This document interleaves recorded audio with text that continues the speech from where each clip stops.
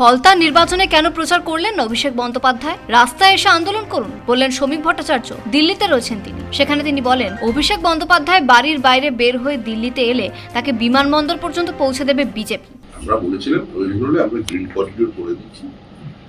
আপনি 4 মে এয়ারপোর্ট পর্যন্ত আপনি গিয়ে একবার অমিত শাহর সঙ্গে দেখা করে আসবেন।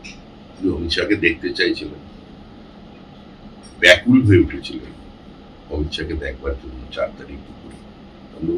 সময় নেই, ব্যস্ত মানুষ, আমরা ব্যবস্থা করে দিচ্ছি গ্রিন করিডোর, কোনো অসুবিধা হবে এয়ারপোর্ট পর্যন্ত। উনি একটু বেরিয়ে আন্দোলন করুন, ঠিকঠাক লাগবে। ফলতা উপনির্বাচনে কোনো লড়াই প্রচার নেই, পোস্টার নেই, বিজেপির পতাকা খোলার লোক রাস্তায় নেই, আর তৃণমূল কংগ্রেসের পতাকা লাগানো নেই।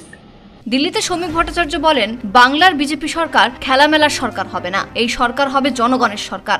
যা হবার তা হবে, যা হবার তা পশ্চিমবঙ্গের ভালোর জন্য হবে।